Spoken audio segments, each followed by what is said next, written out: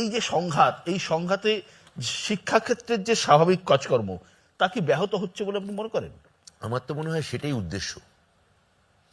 যেহেতু সারা দেশে উচ্চশিক্ষার ক্ষেত্রে ভারতবর্ষে মমতা বন্দ্যোপাধ্যায়ের জমানায় বিশেষত উচ্চশিক্ষায় আমাদের রাজ্য একেবারে গোড়ার দিকে আছে, সেটা হয়তো সহ্য হচ্ছে না, সেটা হয়তো পছন্দ হচ্ছে না। ফলে একটা ক্যাওস তৈরি করতে চাওয়া হচ্ছে, একটা গোলমাল পাকাতে চাওয়া হচ্ছে। তাহলে রগড় নয়, একটা অভিসন্ধি তো আপনি প্রশ্ন তুলছেন।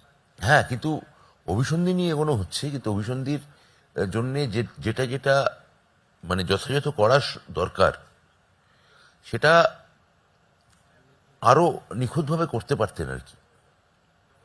উনি অনেকটাই পেরেছেন পুরো সিস্টেমটাকে জিওপাটাইজ করে দিতে, ধ্বস্ত করে দিতে। কিন্তু ক্যাম্পাসে ক্যাম্পাসে অধ্যাপকরা প্রতিরোধ করছেন, ছাত্ররা প্রতিরোধ করছেন। শেষটা কোথায় এর? আমার মনে হয় যে যদি মহামান্য সুপ্রিম কোর্ট বলে দেন আমাদের যে সংবিধানের অমুক ধারা অনুযায়ী পুরো বিশ্ববিদ্যালয়গুলো চ্যান্সেলর চালাবেন, আচার্য চালাবেন, তাহলে সেটা একটা হতে পারে।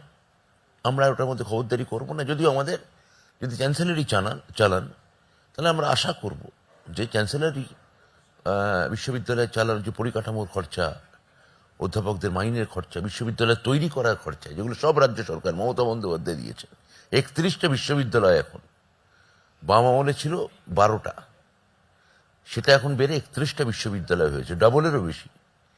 মমতা বন্দ্যোপাধ্যায় এগুলো আমাদের অর্জনের, রাজ্য সরকারের অর্জনের টাকা তিলে তিলে খরচা করে বিশ্ববিদ্যালয় করা হয়েছে, অধ্যাপক নিয়োগ করা হয়েছে, নন টিচিং করা হয়েছে। এবার উনি এসে বলছেন যে আমি এগুলো চালাবো। ভালো কথা, যদি কোর্ট বলেন চালাবেন, কিন্তু তখন নিশ্চয়ই মাইনের দায়িত্ব, পরিকাঠামোর দায়িত্ব সেগুলো খালি রাজ্য সরকারের হাতে থাকবে না বলেই আমি আশা করছি। এই যে রাজ্যপাল আপনাকে কড়া বার্তা দিচ্ছেন, আপনিও তো কম যাচ্ছেন না, রাজ্যপালকে পাগল বলছেন, অ্যালজাইমার্সের রোগী বলছেন। পাগল বলিনি, আমি বলেছি এটার মধ্যে একটা উন্মত্ততা লক্ষ্য করা যাচ্ছে। আর বলেছি অ্যালজাইমার্সের রোগী, কারণ উনি যেটা সকালে বললেন আমায় একরকম কথা, যে আপনি মিলে একসঙ্গে চালাবো এবং আমার উচ্চশিক্ষার দিকে এগিয়ে নিয়ে যাবো।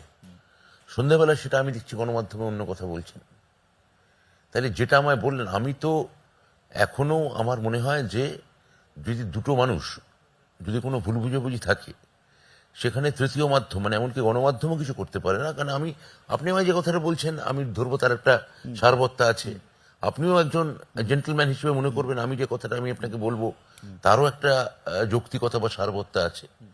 কিন্তু দেখা যাচ্ছে কিছুই নেই, পুরোটাই একটা এমনি একটা কথার কথা বলে দেওয়া হলো যে একসঙ্গে মিলে আমরা উচ্চশিক্ষার লক্ষ্যে কাজ করব। তারপর বলছেন না আমি একা করব, রাজ্য সরকার করবে না। মানে সকালে একরকম বিকেল একরকম বলছেন। হ্যাঁ, এবং সেটা কখনো হাইকোর্টের কন্ট্রাডিক্টরি রায় সুপ্রিম কোর্টে আছে, আপনি জানেন। আমরা যে বার্তার কথা আপনি বললেন, সরকারও করা বার্তা দিয়েছে। আপনি যদি ওই আইনি কচকচি আমি এখন আর দর্শকদের সামনে বলতে চাই না, কিন্তু আপনি যদি ওগুলো খুলে দেখেন কিরকম ভাবে উনি কন্ট্রাডিক্টরি, ওই হাইকোর্টেরই কেরল হাইকোর্টের পাল্টা রায় হয়তো সুপ্রিম কোর্টে আছে, উনি কেরল হাইকোর্টের একটা অংশ তুলছেন, বা কলকাতা হাইকোর্টের একটা অংশ আছে তার সঙ্গে কেরল হাইকোর্টের রায় মিশিয়ে দিচ্ছেন। এইরকম ভাবে উনি ব্যাপারটাকে গুলিয়ে দিতে চাইছেন। তা কিন্তু সুপ্রিম কোর্টে অনেক বড় জাজেরা বসে আছেন, আরো বড় লয়াররা বসে আছেন, তারা নিশ্চয়ই একটা দিশা দেখাতে পারবেন। আর ওরা যদি বলেন যে না রাজ্য সরকারের কোনো এখতিয়ার নেই, তখন তো খালি রাজ্য সরকার মানে পশ্চিমবঙ্গ রাজ্য সরকার হবে না, কেরালা রাজ্য সরকার হবে, রাজ্য সরকারগুলো হবে, তামিলনাড়ুর রাজ্য সরকার হবে, বিহার রাজ্য সরকার হবে, ঝাড়খণ্ড রাজ্য সরকার হবে, মানে যেখানে যেখানে বিজেপি বিরোধী সরকার আছে